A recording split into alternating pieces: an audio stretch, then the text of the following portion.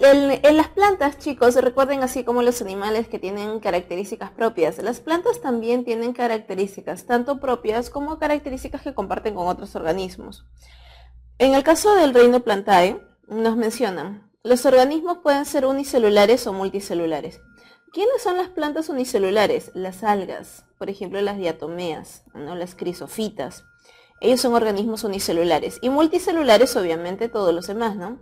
Árboles, arbustos, macroalgas, todos ellos son multicelulares. ¿Por qué multicelulares? Porque tienen variedad de células, no se olviden.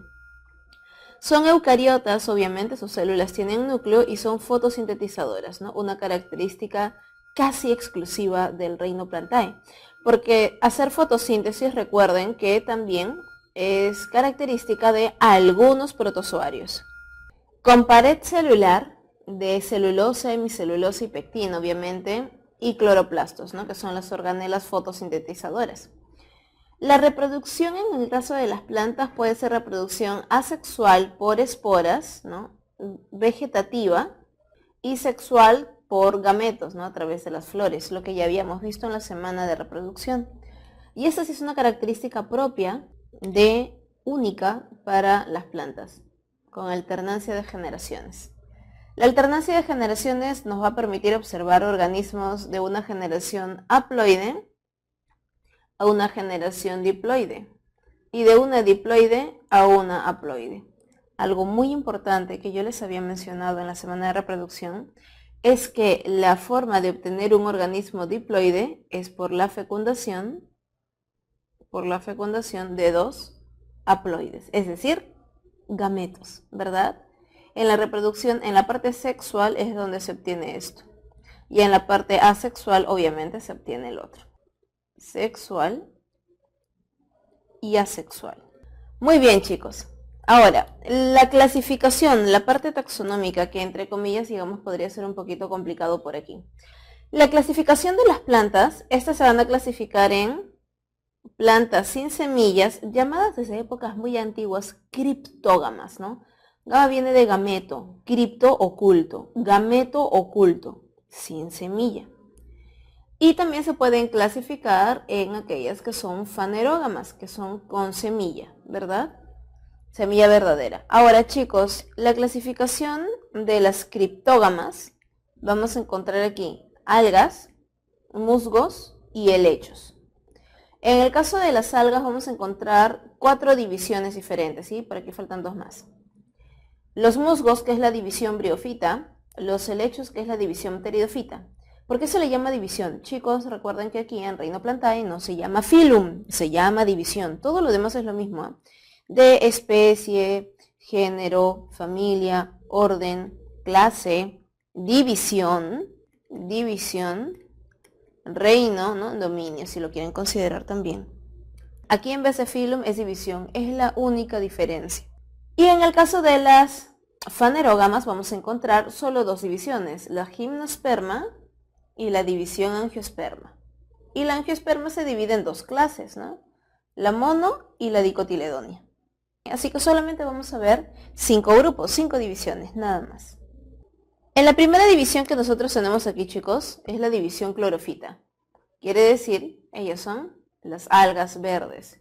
En teoría, ellas son las algas que más se parecen a las plantas superiores, ya que tienen un tipo de clorofila muy similar al de las plantas superiores.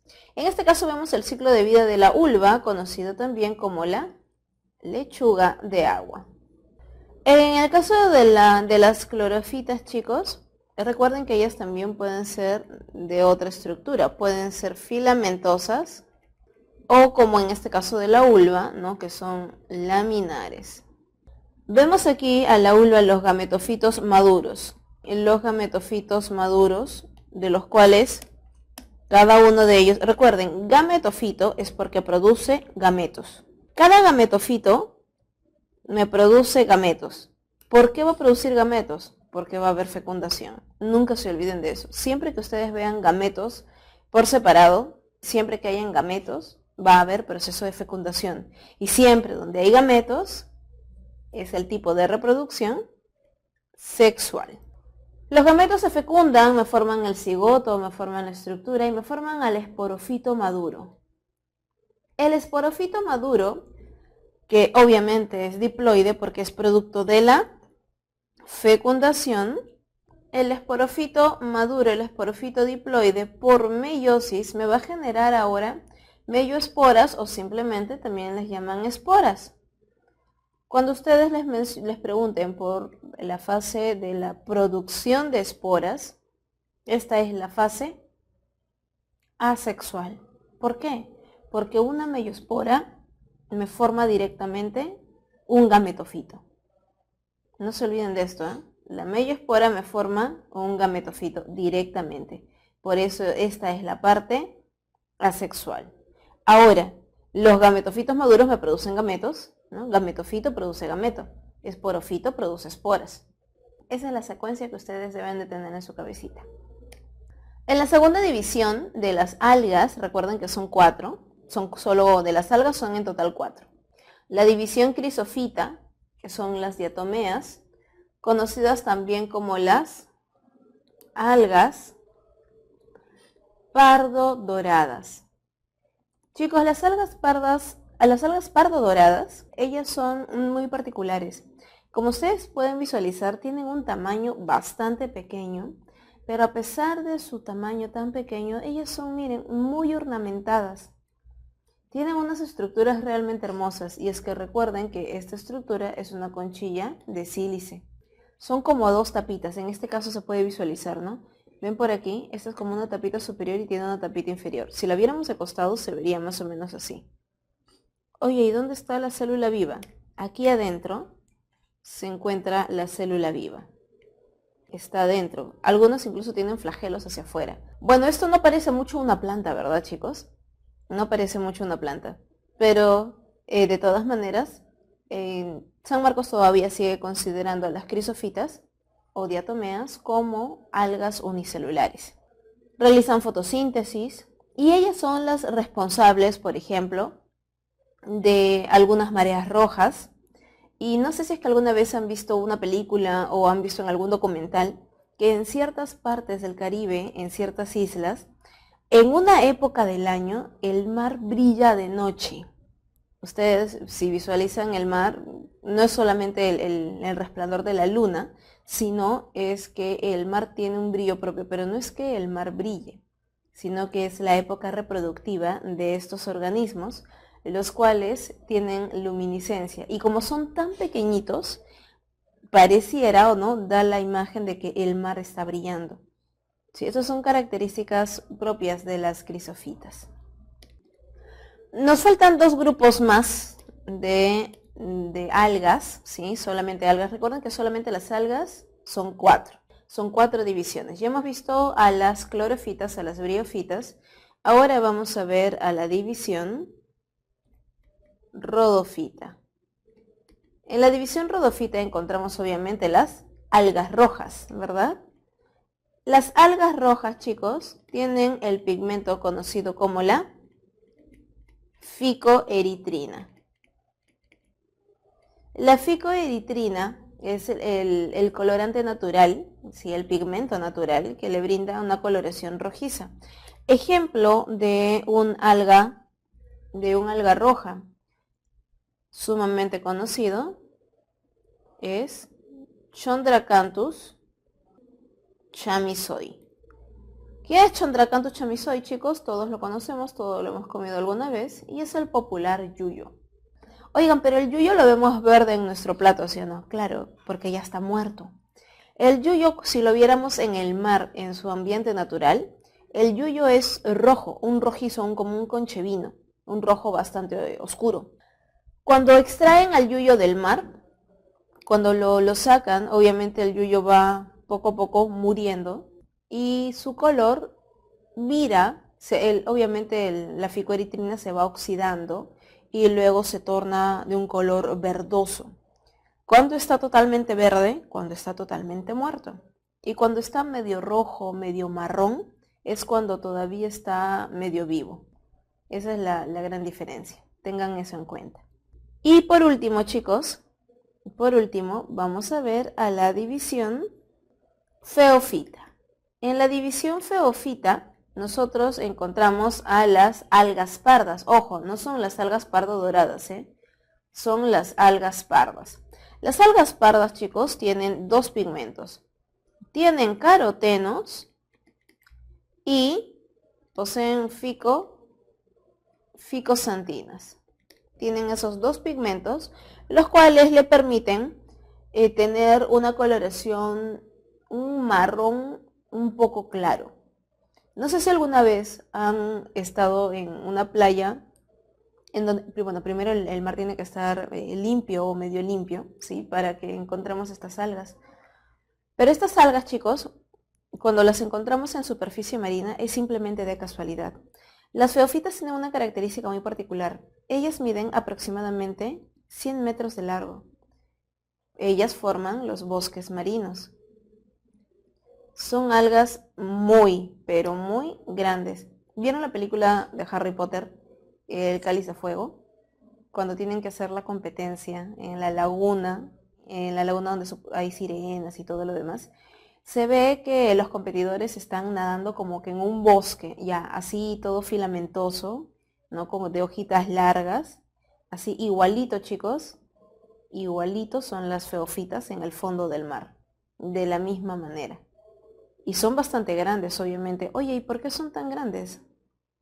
Obviamente tienen ese tamaño tan grande, tan elevadas, porque quieren estar lo más cercano posible a la superficie. Ya que en fondo marino no llega una cantidad de luz abundante, al menos ellas buscan estar lo más cercano posible a la superficie y lograr de esa manera hacer una fotosíntesis lo más eficiente posible. Ellas tienen una fotosíntesis totalmente diferente a las demás, porque con esos poquitísimos fotones que llegan, ella va a poder realizar una fotosíntesis muy, muy eficiente. ¿Alguna vez, chicos, de repente, cuando han estado en la playa, como les mencionaba, han encontrado como un pedazo de alga marrón, medio marroncita, que cuando tú lo agarras es medio gelatinosa? Esa es una feofita. Y es que de esta alga se extrae el famoso agar-agar. ¿Qué cosa es el agar-agar? Lo conocen también como la gelatina vegana o la gelatina vegetariana, ¿no? Porque tú sabes que la gelatina, las gomitas, la gelatina que nosotros preparamos, ¿no? Esa gelatina es de origen animal, ¿no? De todos los huesos, las pieles, ¿no? Los cuernos, de todo eso se procesa, se granula, ¿verdad? Y se saca la gelatina, ¿no? Si tú una gomita la muerdes y le dejas solamente rastros de saliva y lo dejas a la intemperie a que se pudra, a los 2-3 días tú regresas y esa gomita apesta a carne podrida, ¿no? Porque tiene origen animal, efectivamente. Esta gelatina que se extrae de aquí es la gelatina oriental, conocida como el agar-agar. Todos sabemos que los orientales aprovechan muchísimo la fuente proteica. ¿Cuáles son las algas que más se consumen? Las rodofitas y las feofitas, obviamente, ¿no? Por su tamaño, ¿no? ¿Quién va a comer diatomeas? Es imposible. Ahora, algunas algas verdes también son comestibles. Algunas de ellas tienen el tamaño apropiado. Sí, pero de manera general son las rodofitas y las feofitas las que más se consumen porque tienen una gran cantidad de proteínas y proteínas no tóxicas, ¿no? A diferencia de la carne animal, que por ser un animal tiene pues hormonas, toxinas en el cuerpo, al igual que nosotros, ¿no? Muy bien, chicos, entonces esto tengámoslo en cuenta, ¿sí? Son las feofitas. En la división feofita encontramos algas muy particulares, pardas con carotenos ficosantinas de gran tamaño, realizan una fotosíntesis muy eficiente, forman los bosques marinos y es muy aprovechado como un recurso para la alimentación y para obtener también la famosa gelatina dietética. Muy bien, chicos, ya hemos hablado de las algas, ¿sí? De las 4 divisiones de algas. Seguimos en el grupo de las criptógamas, pero ahora vamos a ver a la división briófita. ¿Quién es la división briófita? Los famosos musgos. Los musgos, chicos, tienen una característica muy particular, y es que los musgos tienen su alternancia de generaciones efectivamente. Pero, chicos, ¿qué es lo más lógico pensar? Si tú tienes un organismo diploide y un organismo haploide, ¿quién crees tú que va a ser más estable, un diploide o un haploide. Nuestra lógica nos dice que efectivamente un diploide tendría que ser más estable, con mayor potencial para poder sobrevivir que un haploide, ¿no? Porque un diploide pues tiene dos juegos de cromosomas, ¿verdad? Diploide. Tiene los genes tanto paternos como maternos, ¿sí? Tiene una hibridación de genes, lo cual favorece, obviamente, a la adaptación del organismo. En cambio, un organismo haploide, en teoría, no. Pero ¿saben qué es lo que sucede aquí, chicos? Que en la división briófita, la generación dominante es la haploide. En este caso, vamos a visualizarlo en el siguiente esquema. Vamos a partir de los musgos ya adultos, que es lo que nosotros podemos visualizar, ¿no? Los gametofitos. Cuando tú ves los musguitos, los vas a ver de esta manera. Los vamos a ver de esta manera, ¿no? Este musguito, te ponen aquí, bueno, gametofito, hembra, no es la denominación más apropiada, digámoslo de esta manera, sería gametofito femenino, ¿verdad? Femenino y masculino. Muy bien. Tenemos las plantitas pequeñitas, ¿verdad? Su hojita, su tallito, su raicita o radícula, ¿no? Muy, muy pequeña. Estos gametofitos obviamente se llaman de esta manera porque producen gametos, ¿verdad? Podemos observar que en el gametofito femenino encontramos el arquegonio, que sería análogo a un útero, ¿verdad? En donde se encuentra el óvulo. Y en la estructura, en el gametofito masculino, vamos a encontrar el anteridio, de donde salen los anterozoides, que son gametos que tienen flagelos, obviamente para poder nadar y poder ingresar al arquegonio para fecundarlo. Vamos por aquí. Una vez realizada la fecundación, se forma el cigoto. Este cigoto va a ir desarrollando. Y recuerda, producto de la fecundación, ¿verdad? Producto de la fecundación me da un organismo diploide. ¿Y quién es? El esporofito. ¿Sí? Diploide. El esporofito, cuando va creciendo, me genera el esporofito maduro, ¿verdad? Obviamente diploide. Vemos aquí la cápsula que contiene las esporas. Obviamente es un esporofito, ¿verdad? El esporofito produce esporas. Por aquí está la cápsula. Por aquí la tapita de la cápsula se llama la cofia. Sí, que es como un sombrerito. Cuando la cofia se abre, tal como lo vemos aquí, la cofia sale cuando la cápsula ya está madura. Salen las esporas caen y van a ir formando una estructura conocida como el protonema. Es como una especie de germinación. La espora germina, me genera el protonema y este protonema va creciendo hasta generar gametofitos maduros. Hasta formar gametofitos maduros. Los gametofitos me producen gametos, pero recuerda que el protonema es haploide. Por lo tanto, los gametofitos son haploides. Los gametofitos me producen gametos.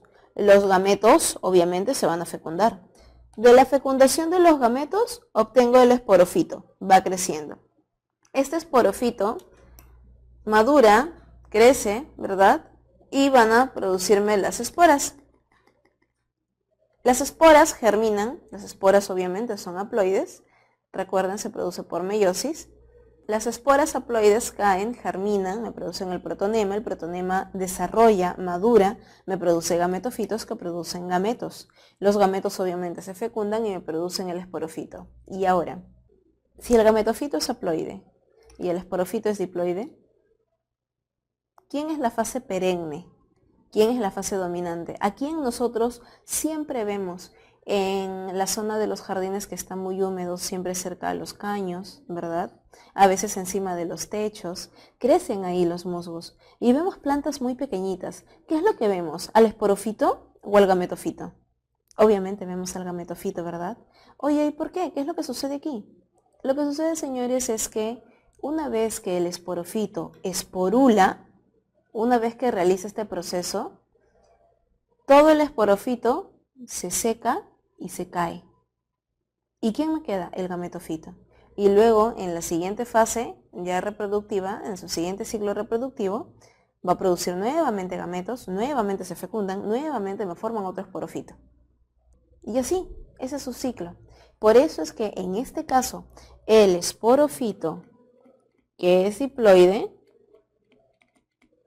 y el gametofito, que es haploide, el esporofito se seca y se cae. ¿Quién me queda? El gametofito. El gametofito es quien va a quedar perenne. Pero chicos, esta excepción solo ocurre en el caso de los musgos. Ellos son una excepción, solamente ellos. Solamente en los musgos la fase haploide es la dominante. Y la diploide obviamente es la que desaparece. Porque en todas las demás etapas, en todas las demás divisiones, siempre la fase dominante es la diploide. Como lo vamos a ver a continuación en la división pteridofita. Muy bien chicos, entonces ahora aquí en la división pteridofita vamos a encontrar a los helechos. Los helechos también crecen, desarrollan en zonas muy húmedas, ¿verdad? Como por ejemplo Lima. Hay muchos helechos. Los helechos ya son plantas mucho más grandes, mucho más visibles. Hay un montón de especies, ¿no? Una más grande que la otra. Suelen ser utilizadas como plantas ornamentales. Vamos a partir de un helecho maduro, del helecho que nosotros visualizamos. Miren, señores, los helechos maduros nosotros podemos visualizarlos como las plantitas que siempre están perennes, ¿verdad? Chicos, los helechos en la parte del en vez de la hoja, vamos a ponerlo por aquí. Si nosotros viéramos las hojas que tienen sus hojitas, pero al revés, en la parte del en vez, vamos a poder ver unas estructuras conocidas como los soros. Dentro del soro nosotros tenemos esporangios, que son estos de aquí. Sí, ellos son los esporangios. El esporangio obviamente contiene esporas. Las esporas caen, ¿sí? Caen y van a empezar a desarrollar, así como en el caso de el musgo se formaba el protonema, en el caso de los helechos se forma el famoso prótalo. El prótalo va a ir desarrollando, creciendo, como ustedes pueden visualizar, tiene una forma muy particular, parece una forma de corazón, ¿verdad? Y cuando está maduro, va a desarrollar estructuras tanto masculinas como femeninas. Las estructuras masculinas obviamente van a producir gametos, ¿no? Los anterozoides que obviamente son haploides. Y en la parte femenina van a producir óvulos. Los anterozoides van a nadar nuevamente, por eso es que son plantas semiacuáticas. Por eso es que tiene que haber mucha humedad en el medio, para que los gametos masculinos puedan llegar a los femeninos. Los anterozoides van nadando, obviamente llegan hasta el óvulo, hasta las estructuras femeninas y lo fecundan. Chicos, si es fecundación, obviamente tiene que ser diploide. Y por lógica esto es un gametofito porque me produce gametos. Ahora, podemos ver aquí el prótalo, miren, pero encima del prótalo está creciendo el esporofito diploide. Está creciendo encima el esporofito diploide. ¿Listo? Ahora este esporofito va a ir creciendo, desarrollando, mientras que el prótalo se va consumiendo. Señores, el prótalo va a desaparecer y me va a quedar solamente el esporofito joven, el esporofito maduro. Él es quien va a quedar estable, a quien va a quedar perenne. Por eso, obviamente, la fase esporofito, la fase diploide, es lo que usualmente nosotros tenemos como constante. Luego que viene nuevamente el ciclo se repite. En el helecho, en la parte del en vez, encontramos los soros que tienen los esporangios. Estos me producen esporas. Las esporas caen y cada una de ellas empieza como a germinar, ¿no? Y por mitosis va a ir creciendo, desarrollando más, hasta que me forma al prótalo. El prótalo pequeñito primero va creciendo también, va desarrollando y luego ya madura. Una vez que está ya de tamaño más o menos, esto mide más o menos 1 centímetro aproximadamente, si tú lo vieras alguna vez. que es menos de 1 centímetro, incluso en algunas especies. El gametofito maduro o el prótalo va a producir gametos. Esa es su función. Es uno solo. Esto de aquí, si no lo entienden bien, las plantas tienen características muy peculiares. Esto, chicos, el prótalo vendría a ser como una flor. ¿Por qué?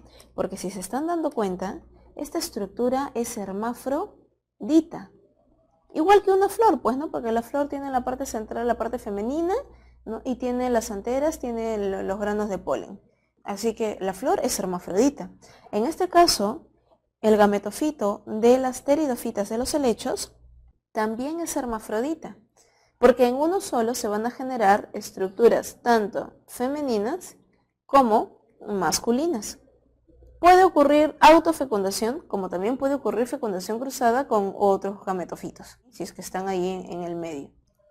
Muy bien, chicos. Explicado esto, entonces, ocurre la fecundación, se produce el cigoto, ¿verdad? Empieza a desarrollar, pero como está ya formadito el prótalo, va a crecer aquí encima, ¿verdad?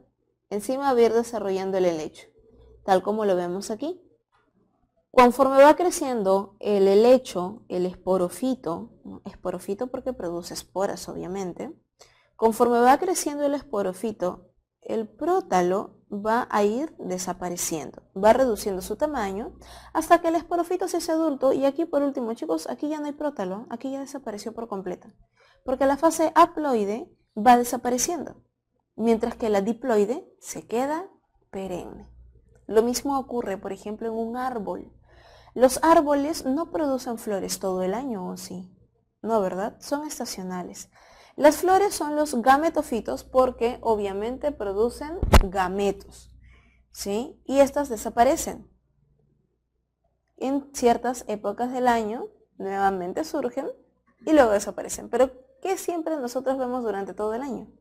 Al árbol, ¿verdad? Que es el esporofito. Es la fase perenne, la fase diploide. Muy bien, chicos, ya hemos visto entonces a las criptógamas, a todas ellas, que son en total 4 divisiones de algas, musgos, o sea, briófitas, y los helechos, es decir, pteridofitas, ¿verdad? En total entonces hemos visto 6 divisiones, ¿verdad? Sí, habíamos contado mal al inicio.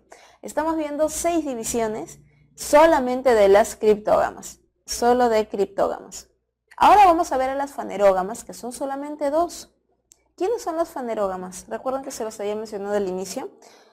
Las fanerógamas, chicos, vamos a encontrar por aquí a las gimnospermas. ¿Qué significa gimno? Gimno significa desnudo y esperma obviamente significa gametos, ¿verdad? Las gimnospermas son aquellas plantas que tienen la semilla desnuda y entre ellos, chicos, encontramos a la familia Pinaceae. Los pinos, araucarias, cipreses, todos ellos tienen la semilla al descubierto o semilla desnuda. ¿Alguna vez han visto estas estructuras, chicos? Los conos son muy famosos, sobre todo en la época de Navidad. En la época de Navidad. Vemos por aquí un cono masculino, ¿no? Que tiene esta estructura alargada y obviamente él es mucho más delgado. Y vemos al cono femenino. El cono femenino es el que usualmente se utiliza para adornar, porque él es mucho más ancho, el cono femenino es más robustito, más ancho, tiene las escamitas más levantaditas, tiene una estructura que más se utiliza para la ornamentación y no tiene estructuras alargadas al final de todo el cono, ¿sí? Es simplemente redondeado, por si acaso. Muy bien. Los conos en este caso van a ser, digamos, análogo a las flores, solo que ellos tienen sexos separados. Los conos, como podemos visualizarlo, hay femenino y masculino. Y ellos se encuentran en el árbol. En un solo árbol hay los 2 tipos de cono. Los conos femeninos suelen encontrarse en la parte superior y los conos masculinos en la parte inferior. Aunque nuestra lógica diría que esto debería de ser al revés, pues en realidad no es así. ¿Por qué? Porque recuerden que los pinos siempre se encuentran en bosques, es decir, que siempre hay varios individuos. Y lo que suele ocurrir gracias al viento es la fecundación cruzada. Por eso es que vamos a ver al gameto masculino, miren por aquí, continuando la flecha, vemos el gameto masculino y miren, el gameto masculino tiene la parte central y tiene como una especie de alitas, que son como unos tegumentos especiales que le permiten al gameto masculino, le permiten planear. Sale por aquí y va como que el viento lo va llevando y lo eleva, ¿no? Al mismo árbol para una autofecundación o hacia un árbol vecino. En la parte femenina vamos a visualizar que el óvulo está aquí pegado, aquí adentro. Cada hojita, cada escama que nosotros vemos tiene un óvulo en su interior. Cada uno de ellos, chicos, tiene un óvulo en su interior. Gracias a lo cual, obviamente, un cono femenino puede tener muchas semillas. Cuando se forma el óvulo en el interior, ocurre luego la fecundación y gracias a este proceso, el embrioncito se encuentra en el interior de la semilla. La semilla, como ustedes pueden ver, es esta estructura, esto de aquí, y esto adicional que tiene que es, de igual manera, señores, esta estructura es como una especie de tegumento que le permite caer suavemente con el viento. Porque recuerden que un pino puede tener pues 30, 40, 50 metros de alto y una caída de la semilla, ¿no?, a una altura tan elevada, al momento de caer al piso puede caer sobre una roca, puede lastimarse, puede romperse, puede quebrarse, puede rajarse, ¿verdad? Motivo por el cual obviamente la semilla ha desarrollado esta estructura.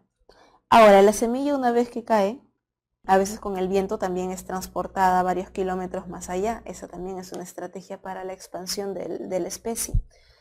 Cuando cae la semilla, chicos, y empieza su proceso de germinación, el proceso de germinación de este tipo de árboles, ¿no?, porque los gimnospermas son principalmente madereros, ¿no? Solo la germinación, chicos, demora aproximadamente como 2 años. Si tú alguna vez ves un pino o una araucaria o un ciprés de 15 centímetros de altura, ese pequeño árbol ha demorado 10 años en crecer 15 centímetros. Por eso es que los bosques se valoran tanto, sobre todo los bosques maderables. Porque, chicos, tener un bosque demora aproximadamente 200 años. Aproximadamente, dependiendo de la especie. Algunas crecen más lentas que otras y otras más rápidas también. Pero este tipo de bosques, chicos, demoran aproximadamente 200 años en formarse, en crecer, en tener árboles adultos. Pero talar un árbol o desaparecer todo un bosque tarda solamente 6 meses. Y con la maquinaria moderna ahora hasta menos, ¿verdad? Por eso es tan importante cuidarlos, ¿sí? Demoran muchísimo en crecer, no son recursos rápidamente renovables, ¿no? Demoran mucho en crecer.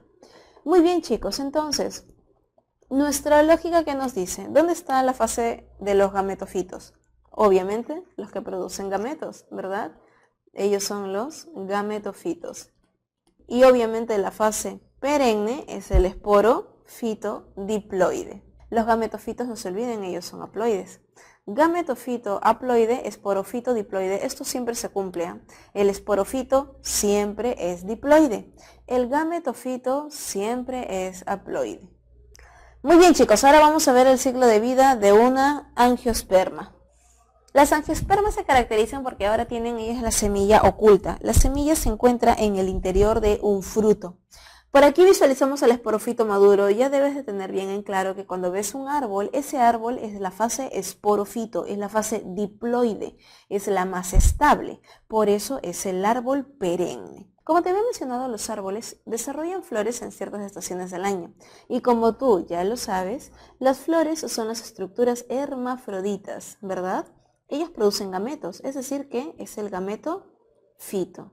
Produce gametos femeninos, gametos masculinos, ¿no? Tal como lo vemos por aquí, mira. Te muestran por aquí las anteras, que en su interior obviamente tienen los famosos granos de polen. Y en la parte femenina, en la zona del saco embrionario, podemos visualizar por aquí, ¿no?, todos los 8 núcleos que tiene en su interior, lo que ya habíamos visto en la parte de reproducción, ¿no?, en la micro y macro gametogénesis. Podemos ver, chicos, que luego del proceso de la fecundación se va a formar la semilla, ¿verdad? Y la semilla se rodea de la zona del mesocarpo, ¿verdad? Toda la parte comestible. Recuerden que esta es una estrategia, ¿no? Ya que obviamente el árbol sabe que un animal se va a comer al fruto con todo y semilla y luego las semillas salen a través de las heces. De esa manera el árbol logra transportar la semilla de una manera indirecta, ¿verdad? Gracias a un animal. Muy bien, chicos, entonces en la semilla podemos visualizar el embrión en la parte interior, el endospermo, ¿no? En la parte central y la cubierta de la semilla. Obviamente cuando la semilla cae a tierra firme con un poquito de agua, va a poder germinar, ¿verdad? Crece una plantita y la plantita va creciendo, creciendo, creciendo y me va a desarrollar un árbol. El árbol llega a su etapa madura, me va a generar gametofitos, me va a generar flores, hermafroditas obviamente. Las flores van a realizar la autofecundación o fecundación cruzada gracias al viento o a los pequeños animales. Y de esa manera, señores, el ciclo continúa. Muy bien, chicos, entonces, solo para tenerlo bien en claro, a las gimnospermas y a las angiospermas. Las gimnospermas, aquí tenemos una diferencia muy importante, las gimnospermas y angiospermas. En el caso de las gimnospermas, como sabemos, ellos tienen conos. En el caso de las angiospermas, pues tienen frutos. Estos conitos no son comestibles, obviamente, a diferencia de, y en el interior se encuentran las semillas. Cuando el conito está abierto, la semilla ya está madura y por eso, ¿las ves aquí en el interior? Ahí están, mira, las semillitas. Las semillitas salen, ¿verdad? Caen y obviamente planean con el viento hasta llegar a tierra firme.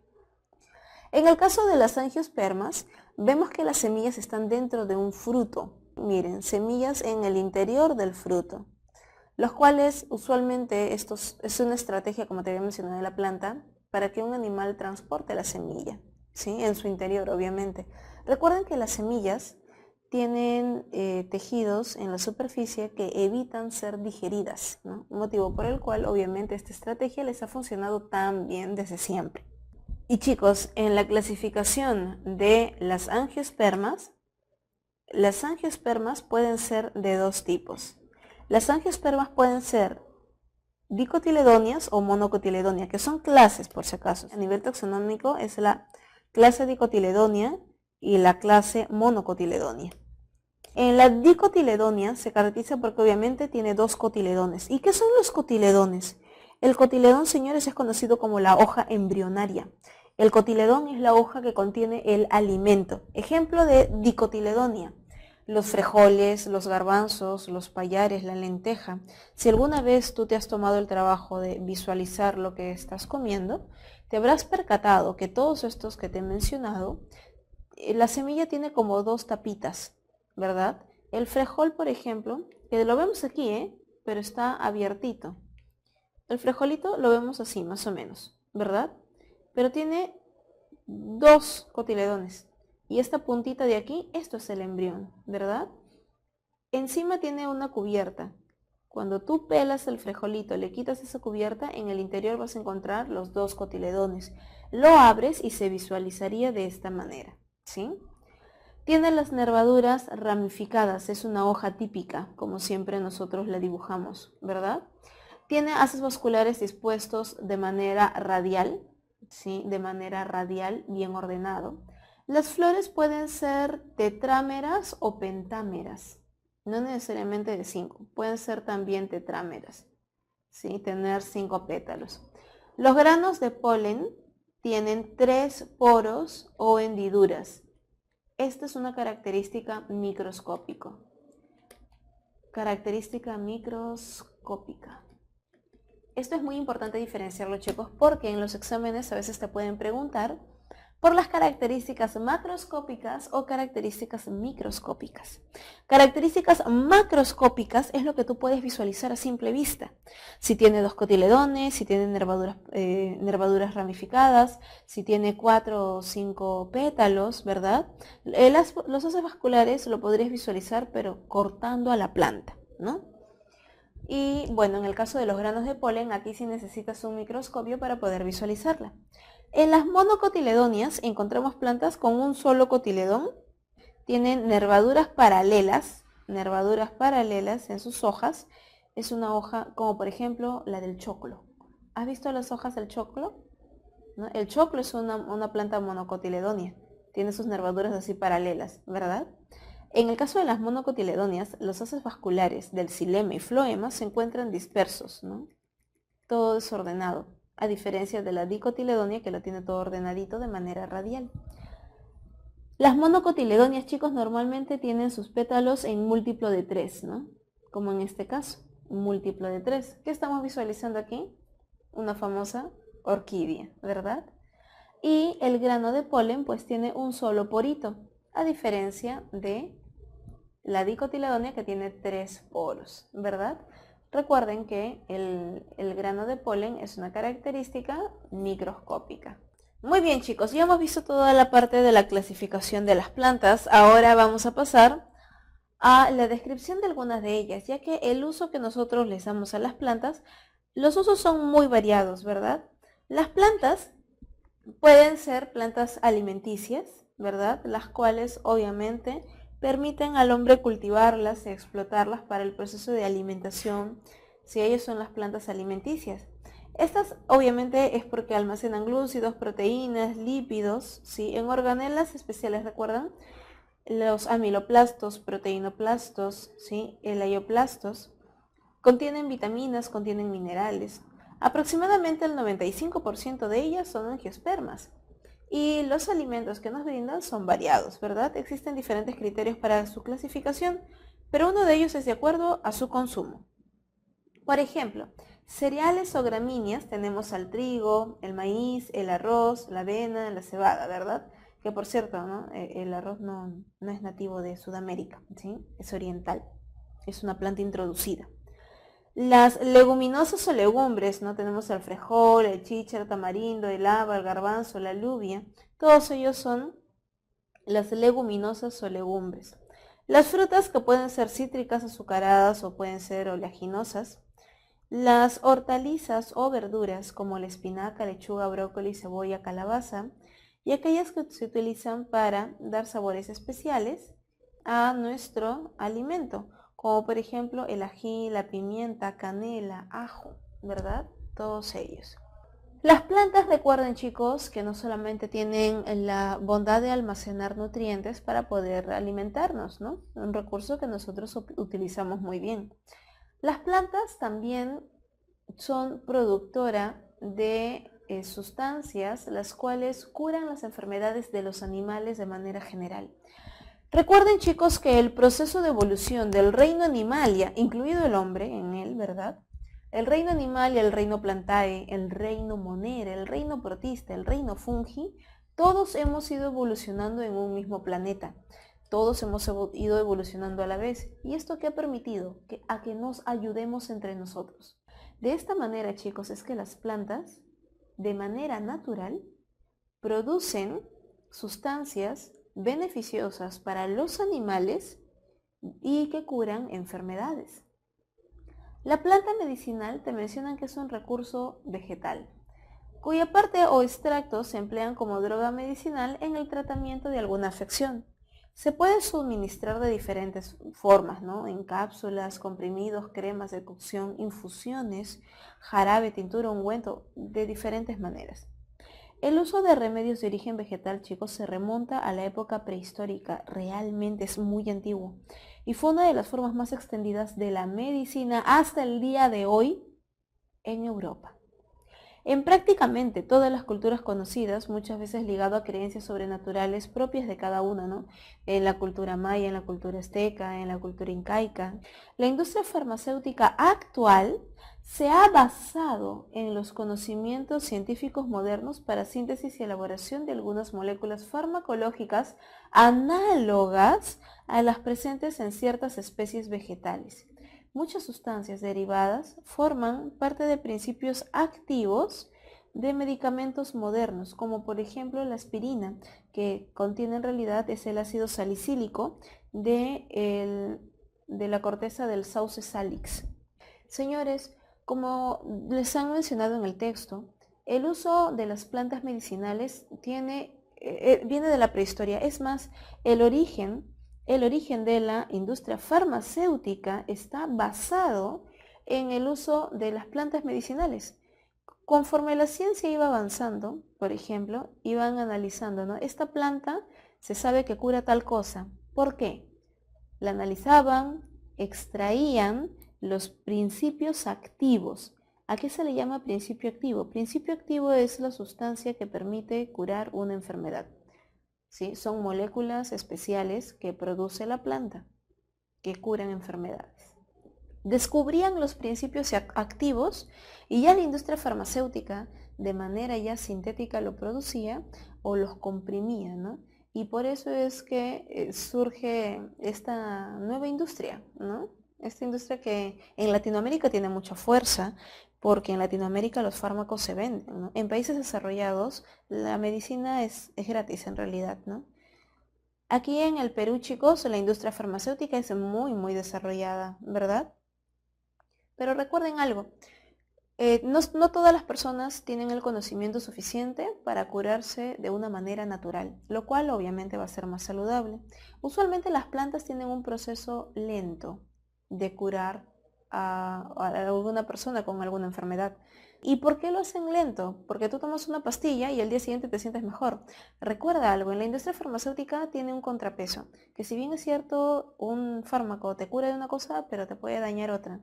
Y si es un shock tan rápido al cuerpo, el cuerpo no tiene un proceso de recuperación, de adaptarse al patógeno que pueda estar, a la recuperación frente al patógeno que la planta te está ayudando a recuperar, ¿verdad? Porque de todas maneras es muy importante que los cambios en nuestro cuerpo ocurran de una manera paulatina, lentamente. Cosa que así nuestro sistema inmune también puede ir adaptándose a este cambio.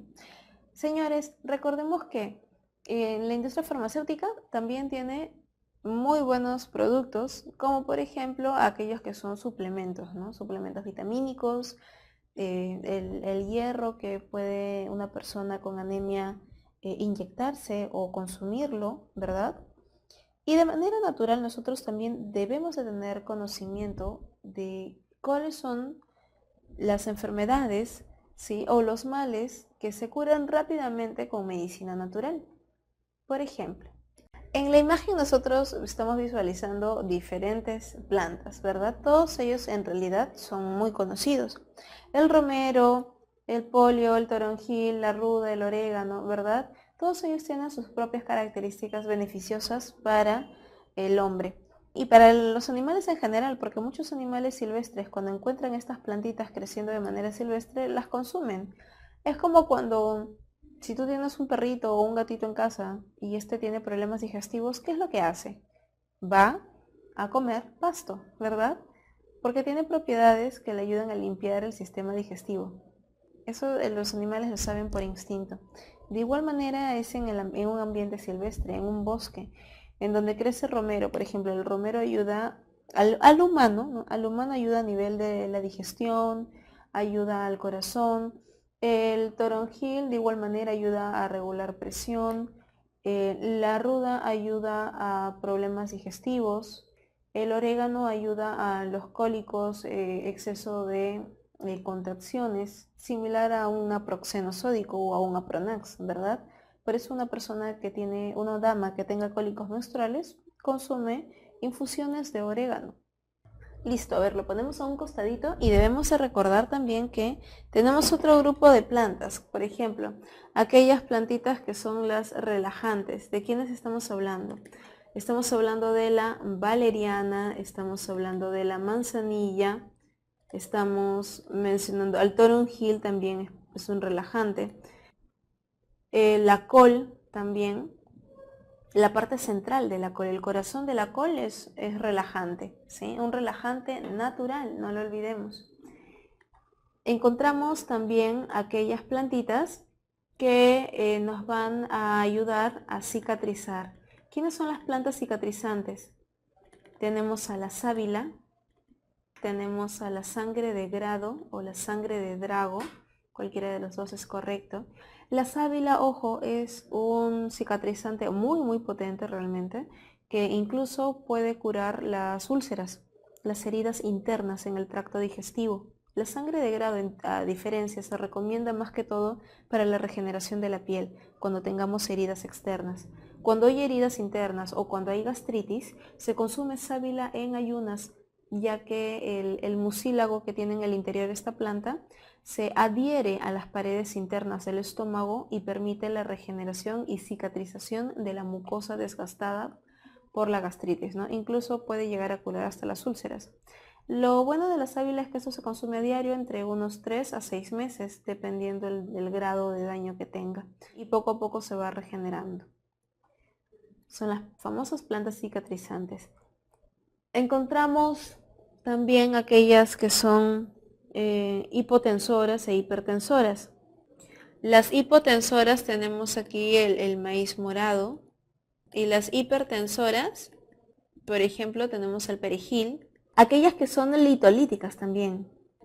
Aquellas que son litolíticas son aquellas que pueden, lito es piedra, ¿verdad? Que van a degradar cálculos renales, cálculos vesiculares. ¿Quiénes son? Hay una planta en la zona altoandina conocido como chancapiedra, que es una plantita de flores blancas que viene en la bolsa que venden en los mercados o en el supermercado, la bolsa de emoliente, viene una florcita blanca. Esa es la famosa chancapiedra. Pero también tenemos a las uvas, las fresas, la piña, también es litolítica. La cáscara de la papa, por si acaso, también es litolítica, ayuda a degradar los cálculos. Y aquellas que son las anticancerígenas. ¿Quiénes son las anticancerígenas? Las anticancerígenas, chicos, tenemos por aquí la maca, pero ojo, mucho cuidado. La maca, como toda planta, tiene también su pro y su contra. Cuando una persona tiene gastritis, no debe consumir maca, porque la maca tiene propiedades que es muy caliente. Si una persona con gastritis consume maca, le va a empeorar la gastritis y la puede llevar incluso a las úlceras. El consumo de la maca usualmente es interdiario y una persona que tiene gastritis pues no la debe de consumir por cuestiones de prevención. ¿Quién más es anticancerígeno? El brócoli, el grupo de las rubiáceas, ¿sí? Todo lo que son las plantitas verdes, ¿no? La espinaca también es anticancerígena, el nabo, el rabanito, todos ellos también son anticancerígenos. Son, en otras palabras, conocidos como los antioxidantes. Porque recuerden que el proceso del cáncer es un proceso bastante complejo, tiene diferentes rutas. Una persona puede llegar a desarrollar cáncer de más de 100 maneras. Ahora, la más conocida es cuando el cuerpo se intoxica. ¿Cuándo tu cuerpo se intoxica? Cuando comes a diario o varias veces a la semana, cuando consumes comida chatarra, ¿sí? Cuando consumes mucha carne animal, grasa animal y no consumes vegetales. Los vegetales tienen la peculiaridad, chicos, que limpian el cuerpo y desintoxican el cuerpo.